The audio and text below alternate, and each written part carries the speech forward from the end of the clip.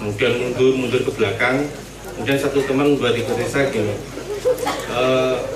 peradaban manusia itu selalu ditandai dengan ukuran-ukuran.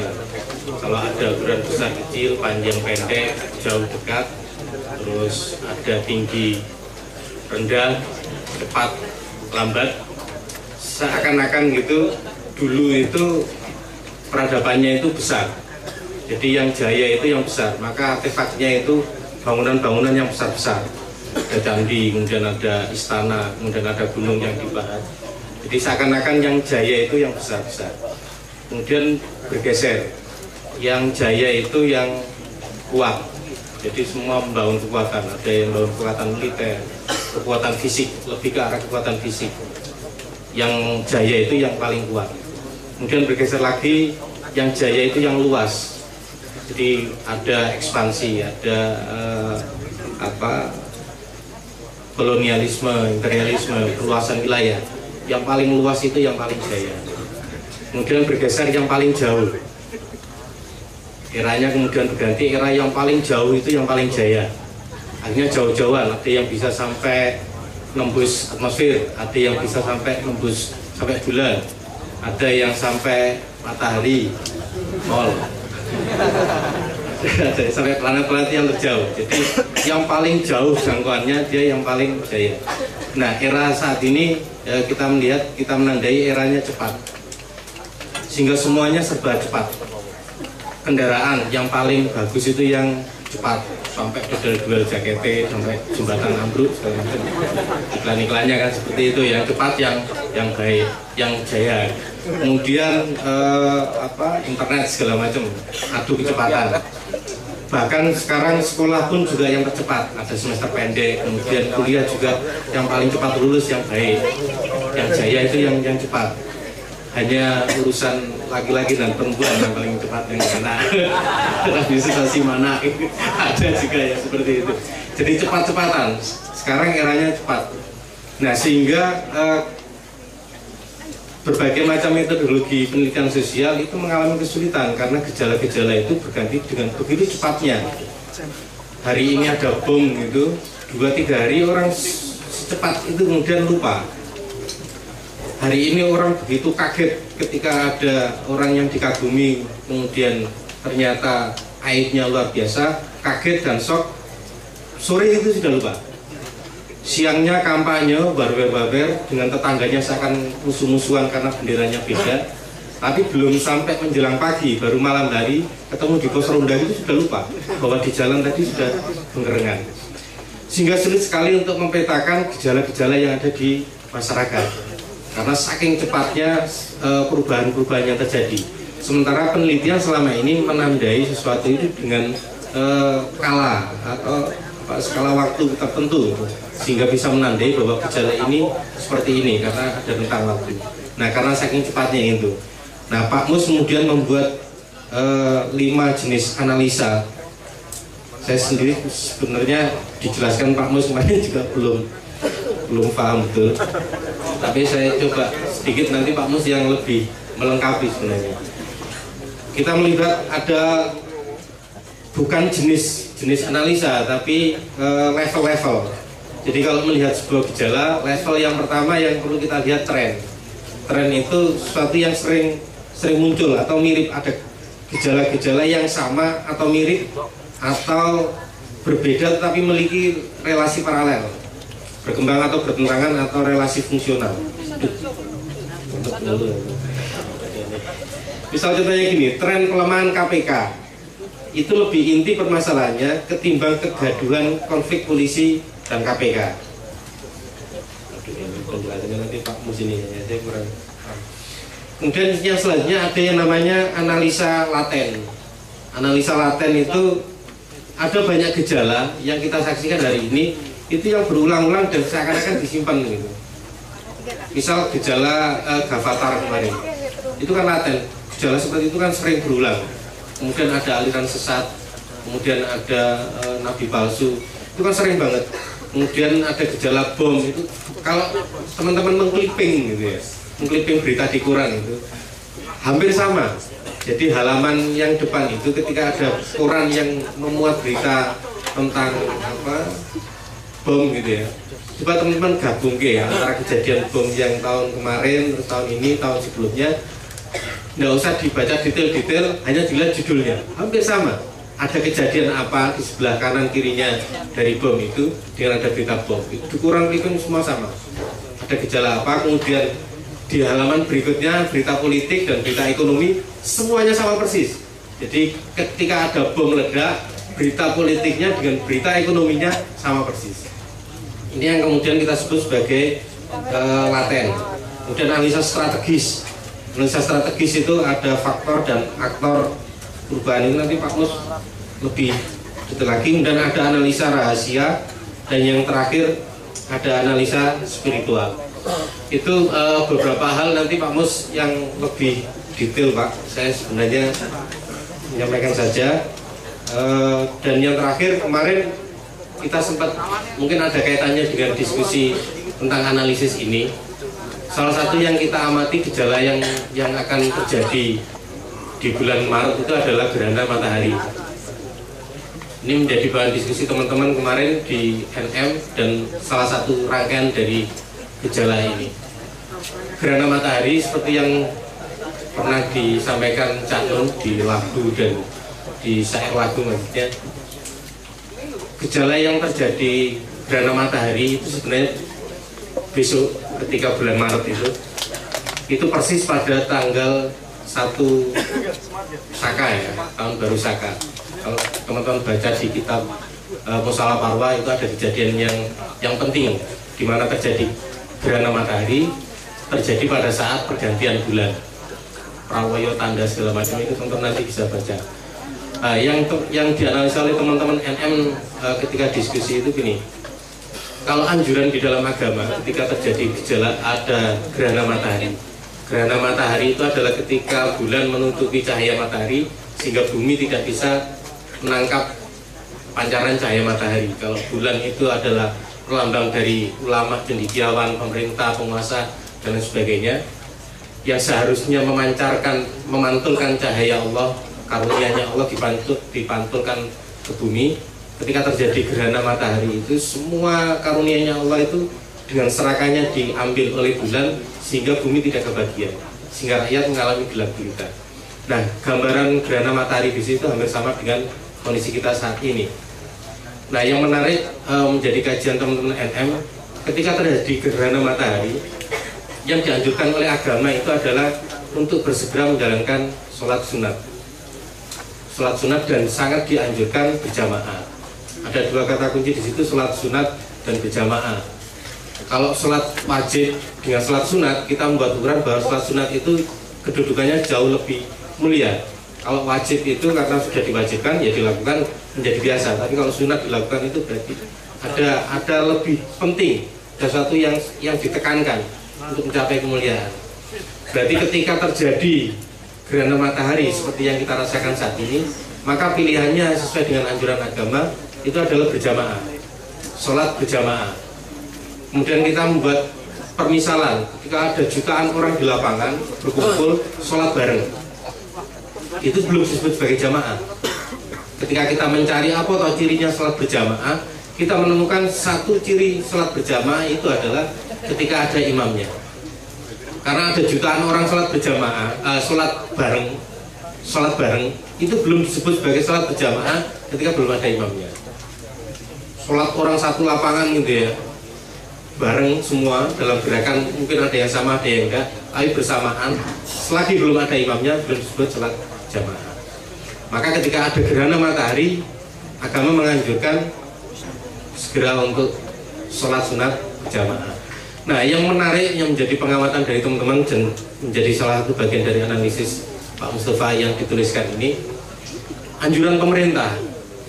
Jadi ketika tanggal 9 Maret besok gerhana matahari itu ada surat edaran resmi dari pemerintah yang dibagikan kepada seluruh pemerintah daerah dari pusat untuk memaksimalkan potensi wisata di bulan Maret tanggal 9 itu. Artinya apa? Ketika ada kondisi gerhana, ketika kita semua mengalami kegelapan, ketika kita semua menjadi korban keserakahan, kemudian tidak bisa tahu mana yang baik, mana yang buruk, benar yang salah, mana kawan mana lawan, semuanya menjadi tidak jelas, saling tabrakan, itu justru menjadi aset wisata yang terbaik bagi penguasa. Sangat nyata betapa dari kejadian 9 Maret besok dan yang kita tunggu bersama. Dan yang lebih menarik lagi yang disampaikan oleh Pak Marzuli kemarin, kalau orang Jawa itu menandai gerhana matahari itu dengan nabuh kentongan. Kentongan itu adalah salah satu alat komunikasi yang satu-satunya yang dimiliki sebagai media sosialnya orang Jawa. Maka kewaspadaan di media sosial itu menjadi hal yang paling penting terjadi ketika terjadi gerhana. Itu sedikit latar belakang lahirnya rumusan tentang analisa yang disampaikan oleh Pak Mus ini nanti. Monggo Pak Mus.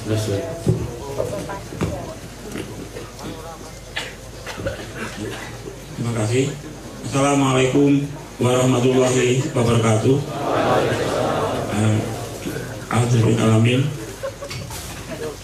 Ini ada tawaran bahwa agar kita lebih agak down, kemudian merasakan asik menghadapi segala macam masalah atau gejala yang ada di sekitar kita, itu Anda menawarkan ada 5 jenis analisis atau analisa itu lewat kita tadi lewat gejala-gejalanya. Tadi disebut pertama itu analisa tren, itu dunia gampang. Ada satu zaman pernah ada tren pendidikan itu hanya memberdayakan NEM, semua apa proses NEM kabul itu. Kemudian sekarang itu muncul di tingkat TK itu mulai ada banyak guru-guru yang mengajari agama itu dengan cara bergembira, ya dengan TK ya. Saya punya cucu juga, itu kalau pagi saya aku dia itu saya coba, mungkin ini juga bisa mungkin. Apakah rukun Islam yang pertama? Apakah rukun Islam yang kedua? Sholat yang ketiga, puasa yang keempat, yang zakat yang kelima, naik haji, naik pesawat, itu menjadi lagu kebangsaan tutu saya tiap pagi itu. Setelah Indonesia Raya, Indonesia Raya disaingi dengan rukun Islam sekarang. Jadi apa? Itu berarti ada tren dan itu duanya banyak sekali yang guru TK itu mengajar agama dengan cara gembira tadi. Ya, apa tadi? Asli apa tadi? Itanya belajar agama dengan gembira itu menjadi tren guru-guru TK sekarang yang dia itu berbeda dari dulu yang dulu kan guru TK itu agak menakut-nakuti toh. Islam, kafir, no, itu apa jadi itu? Katakan, apakah rukun Islam yang pertama? Apakah rukun Islam yang kedua? Sholat, ketika berpuasa, keempat bayar zakat, kelima naik haji, naik pesawat, wes ya. Itu bayangkan penyaksi ke depan, itu yang bagasi naik pesawat. Ini Pak Basri sih, katanya, apa? Guru juga bilang Basri kan ngomong gitu nih itu ya. Artinya itu memang ada tren itu seperti itu lah. Dan juga banyak sekali tren-tren yang dan juga berita-berita itu tentang tren, banyak sekali yang tren. Banyak berita-berita itu kita ikut tren akan pusing gitu. Akhirnya ada Jessica campur kali jodoh, campur saya itu apa? Gabatan tempat-tempat itu banyak sekali dan ternyata itu berita yang terakhir itu kadang dipakai untuk menutupi berita yang lain. Kita LGBT itu, ini coba LGBT ya. Jadi aku ini harus betul ya. Itu muncul bulannya apa? Orang terbuka itu ternyata pemerintah mengeluarkan peraturan 33 jenis usaha boleh dimiliki oleh orang asing 100%. Jadi rakyat itu lagi gaya itu. Dengan untuk bisa apa, untuk bisa ekonomi itu ternyata kita ada pelumpahan ekonomi jam-jam di situ. Ketika itu banyak sekali seperti itu. Nah sehingga tren itu menutupi tubuhnya. Ketika ada tren dulu apa KPK dengan revolusi dengan polisi ada kegaduhan itu boleh ujungnya apa? Ada undang-undang melemahkan KPK. Ketika ada apa? Bom Tamrin, ujungnya berapa? Perubahan revisi undang-undang terorisme dan sebagainya. Jadi itu akhirnya masalah apa boleh ada jam-jam bergerak yang lain. Dan itu banyak sekali di Indonesia itu. Kemudian yang laten itu adalah gejala yang sama tenggelam dan itu selalu si ingat-ingat loh. Isu sebagai negara kita mana deh? Itu ada komunisme, ada korupsi, atau sebagainya, dan mesianisme dan sebagainya. Dan jangan ada juga cara itu yang muncul adalah inovasi ekonomi berkedok investasi. Nah, itu laten itu. Kemudian ada yang analisis strategis. Nah, ini adalah dari sikan perubahan itu atau berita-berita itu ono ora salah satu faktor atau berita itu atau itu yang menjadi faktor atau aktor atau perubahan. Nah, itu berarti itu menjadi perubahan, berarti itu dia menjadi unsur yang strategis untuk itu. Misalnya ini pada zaman sekarang itu zaman sekarang itu disebut oleh Mas Adam, sekarang itu kita masuk ke zaman namanya zaman Orde Lama. Orde Lama campur Orde Baru. Nah, jadi zaman oplosan Orde campur reformasi mabuk ya. Jadi Orde Lama, Orde Baru dioplos jadi Orde reformasi mabuk ya. Nah, contohnya ini kita mencoba kembali kultus pada tokoh lama. Kemudian istilah-istilah itu muncul lama.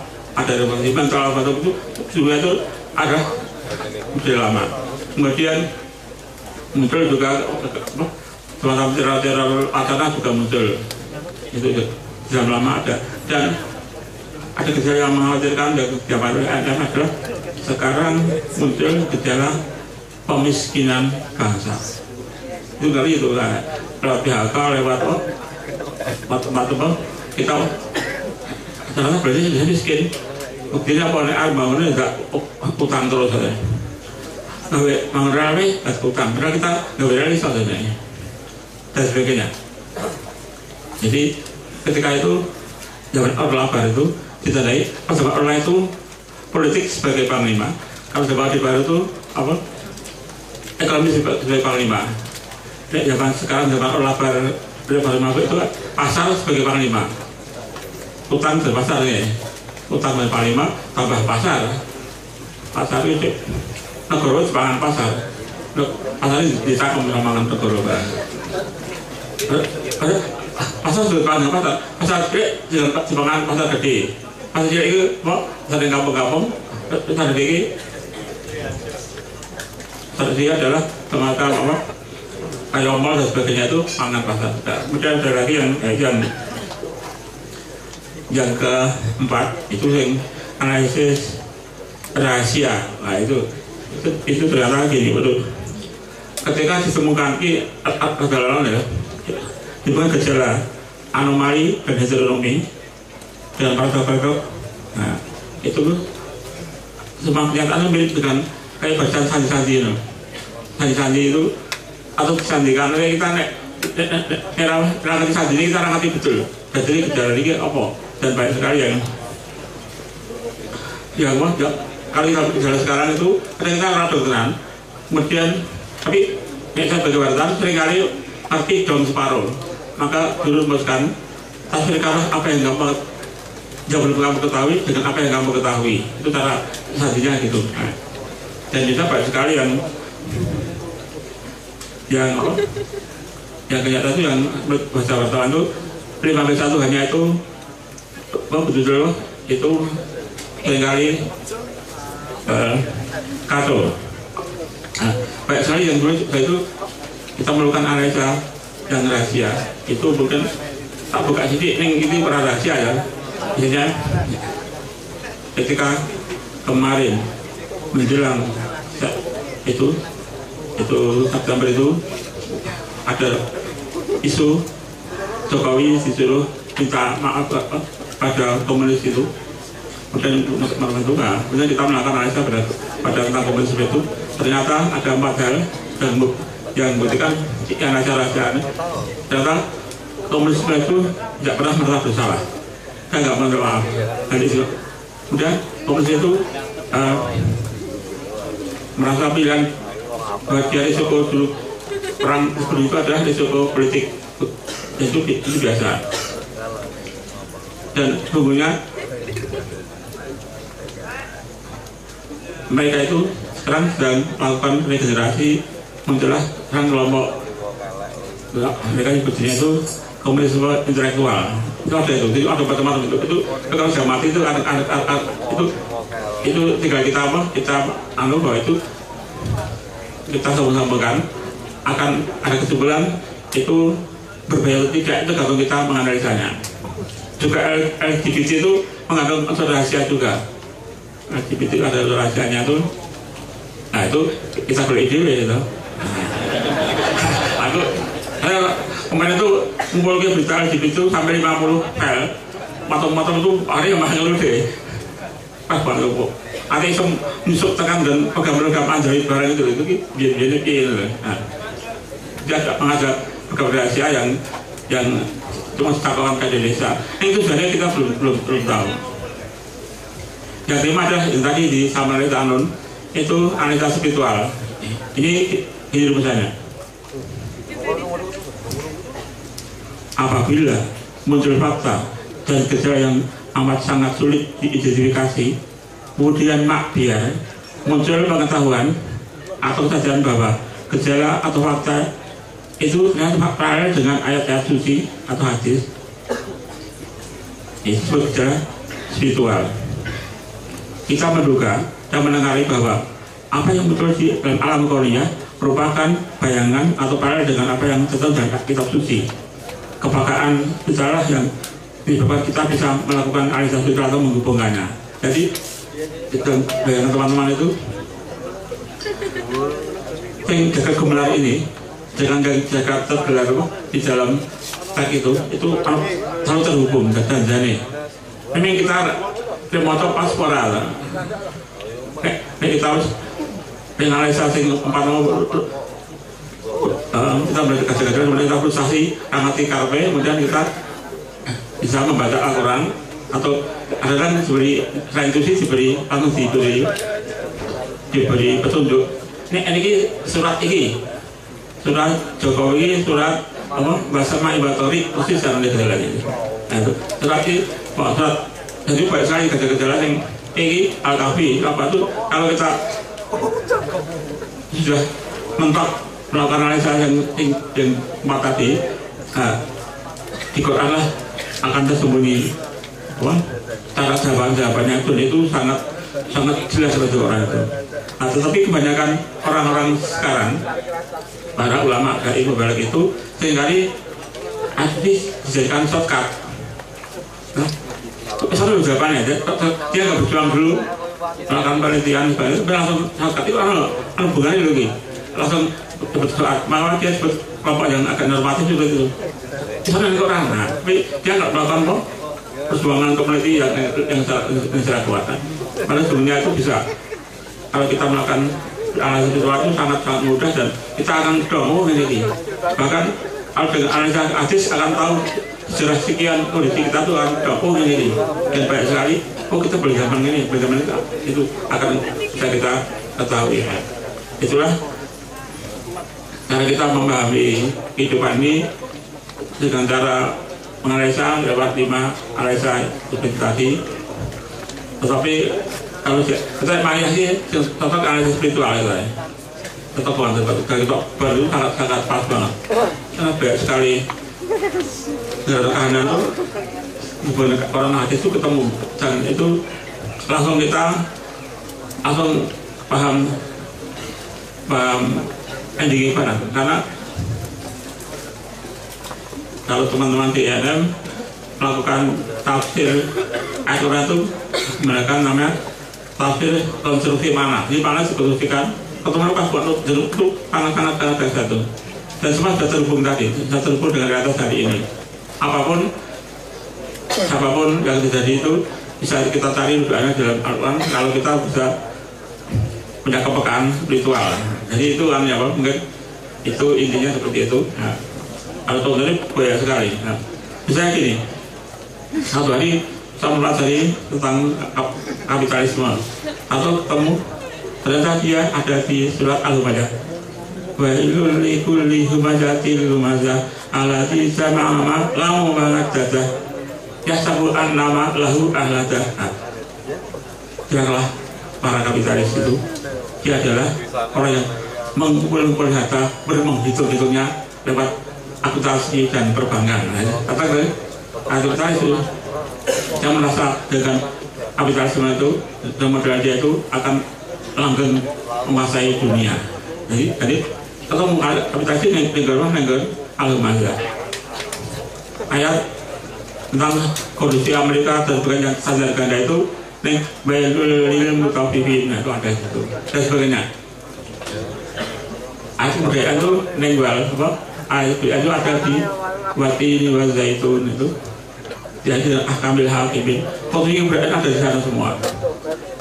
Ini kebudayaan kita membangun kebudayaan atau peradaban itu dengan watini wa zaitun wa turi sinin wa zal balajan laqad khalaqnal insana lafi ahsani taqwim tsumma radadnahu asfala safilin illa alladziina aamanu wa 'amilus shalihati falahum ajrun ghairu mamnun kama yukadzibuka ba'du bidin alisallahu bi ahkamil hakimin. Ahkamil hakimin ini tim dan ahkamil hakimin itu satu konstruksi makna suka pohon tekan ahkamil hakimin itu konstruksi bagaimana kita membangun peradaban. Nanti kita enak sekali untuk tafsir baru membani agapan dan itu bisa kita lakukan. Kita rapat frustasi gitu. Dan itu sementara aku terus ya malah mau mati. Jadi aku deh contohnya lagi ngomongnya presiden itu kecepatan berpikir kecepatan ngomong tuh kan kecepatan berpikir tuh. Lagi pikir tekan Jakarta, lagi ngomong tekan Godian. Lagi mungkin itu.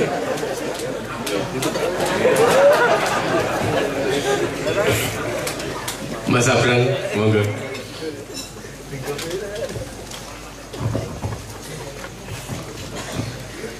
Bismillahirrahmanirrahim. Assalamualaikum warahmatullahi wabarakatuh. Sebelum saya merespon Mas Irianto dan Pak Mus, saya ingin memberi sebuah teori yang lain tadi. Kalau kata Cak Nun tadi kan kalau nggak punya anak cowok katanya terbukti kalau tidak istimewa. Kalau saya mencoba menawarkan teori lain. Soalnya itu nanti bahaya di saya, nak ulur itu kabeh. Jadi kalau teori saya lebih mengambil teori bahwa tidak mungkin Tuhan memberi cobaan kepada hambanya sesuai dengan kemampuannya. Jadi Cak Nun itu jadi gurunya orang banyak itu cobaan yang sangat berat. Terus tapi enggak, masih banyak tempat penampungan untuk diberi cobaan, makanya diberi saya. Makanya enggak mengampuh banget. Itu juga, tapi ada sisi positifnya juga. Saya menjadi tolak. Jadi menurut saya loh ini. Menurut saya itu jadi obatnya bapak saya. Karena kalau stres menghadapi jamaah, terus ingat saya, merasa parah anakku. Jadi santai. Ayo, anak lu ya asu. Jadi obat, ya istilahnya kan obat. Oke, saya ya obatnya sebagai komparasi. Kalau di rumah ada cobaan yang sangat berat, cobaan lain kan jadi kecil. Punya anak yang punya potensi durhaka sangat tinggi kan, ngeri. Bagaimana hatinya, menahan hatinya tidak mengutuk. Kalau bisa menahan hatinya tidak mengutuk saya itu, mbok difitnah kayak ngopo gitu. Enteng wae, orang ngerti wae aku memberi cobaan gimana sama bapak saya. Terlatih dari kecil saya melatih bapak saya.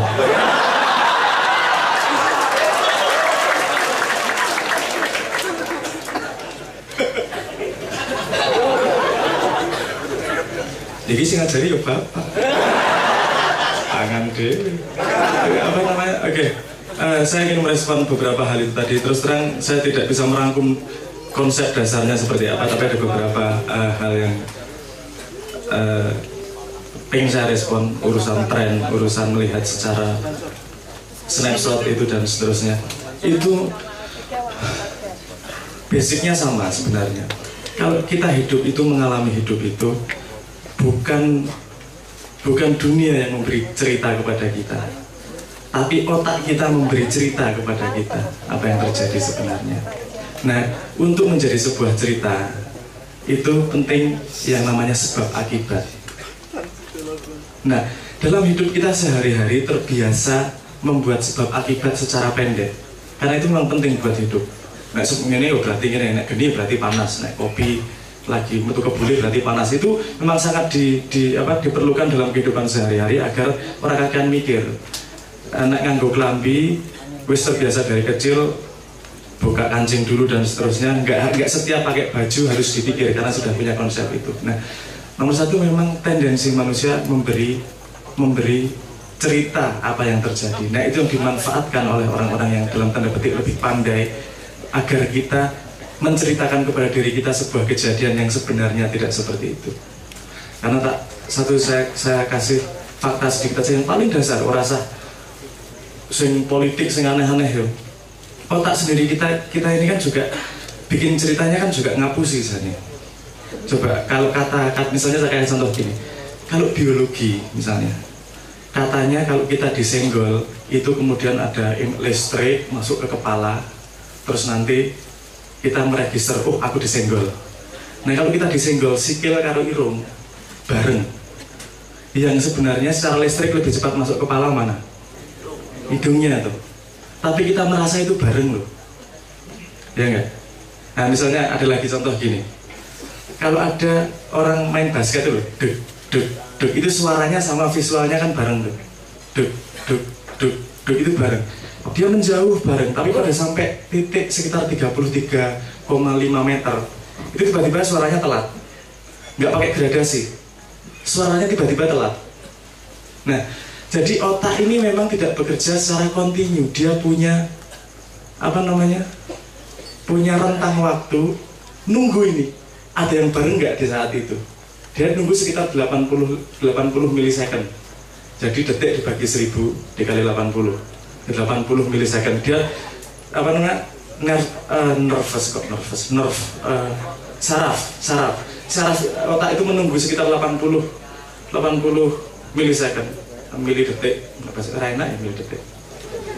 milisecond untuk melihat kejadian. Jadi kalau kejadiannya seolah-olah beda ketika masih di dalam 80 milisecond, jadi dia seolah-olah sama, bahkan bisa ditipu sistem manusia itu.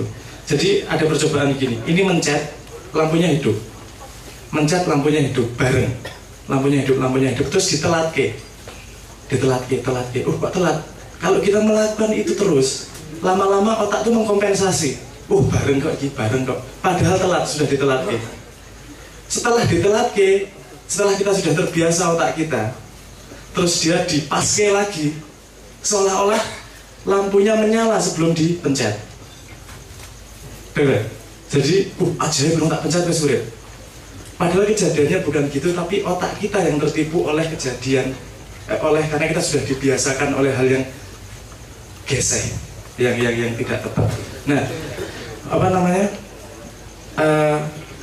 trik-trik seperti itu banyak terjadi di media massa dan segala macam untuk menguasai cerita apa yang kita ceritakan di dalam pikiran kita. Jadi kalau kita tidak bisa 100% menyalahkan mereka ingin menguasai kita, itu juga kita tidak punya awareness, kita tidak punya kesadaran daulah diri yang yang mumpuni untuk kalau gampang terseret oleh cerita-cerita seperti itu. Jangan gampang membuat sebab akibat. Kalau sebabnya gini, akibatnya gini, sebabnya gini, akibatnya gini. Karena orang strategi yang pintar itu nggak mungkin membuat sebab akibat dalam satu langkah. Sebabnya gini, akibatnya pasti baik. Karena akibat yang dia inginkan akan ditaruh jauh, sehingga otakmu tidak tahu bahwa itu akibat dari sebab yang dulu. Kalau saya dulu di di BBW saya pernah cerita, kamu kemarin berjuang untuk naik UMR, iya kita berjuang di sana gini dan seterusnya, berhasil. Efeknya baik atau tidak? Lu kan kita membela rakyat. Sebab akibatnya sederhana banget. Aku naikin UMR-nya naik, mereka lebih makmur. Sebab akibatnya segitu. Padahal ketika satu tahun berjalan, karena pekerja UMR-nya naik, para pengusaha tidak lagi mampu membayar pekerjanya. Efeknya pada tutup. Kalau nggak keluar dari Surabaya, dia impor barang. Kalau nggak impor mesinnya, dia impor barang jadinya. Banyak produksi mati gara-gara sebuah perjuangan yang sangat positif. Jadi sebab akibatnya kan tidak hanya satu langkah. Sebab akibatnya banyak langkah. Dan memang diperlukan berjamaah itu tadi untuk bisa menganalisa begini secara luas dan secara benar. Kalau di dunia yang saat sekarang ini, informasi yang paling mudah masuk adalah informasi infografis, bukan informasi tulisan. Karena kita terbiasa dengan informasi yang cepat. Makanya nek delok gambar, infografis paham toh? Gambar gini menuju sana itu lebih gampang masuknya. Nah, kalau usulan saya sama Mas Haryanto, kalau ada informasi seperti itu, kita buat publik, Mas. Kalau misalnya ada pola seperti itu, polanya kayak gini loh. Kita tidak membawa pada sebuah kesimpulan, tapi ketika pola diletakkan itu jadi diketahui orang banyak, itu bisa menjadi dalam tanda petik ono ya ngono ya, penyadar ya, jadi lebih waspada dan aware terhadap itu. Itu respon saya. Garis merahnya itu semua apapun yang terjadi itu kita mengikuti itu, kita masuk di situ karena kita tidak daulat pada diri kita. Kita membiarkan cerita yang ada di dalam kepala kita dibuat oleh informasi yang di luar, bukan dibuat oleh kepala kita sendiri. Nomor 2, tentang tren. Tren itu seperti gagasan. Jadi ada sebuah penelitian, kalau sesuatu yang rame di internet, misalnya trending topik dan seterusnya, itu sebenarnya kalau kita melihat secara luas tidak berarti dia rame loh sebenarnya. Cuman yang kamu ikuti orang-orang yang kamu anggap sebagai trendsetter itu membicarakan hal yang sama, kemudian asumsinya, oh ini lagi rame, misalnya gitu. Misalnya gini, aku mengikuti sopo ya misalnya, follow sopo misalnya sing rame, Farhad Abbas misalnya. Sopo sing terkenal sopo saya, John Ruh, Farhad Abbas, tweet lah. Ketika saya mengikuti Farhad Abbas, saya paham betul bahwa aku ini hiburan nih ngeliat. Tapi ketika dia ngomong sebuah tema,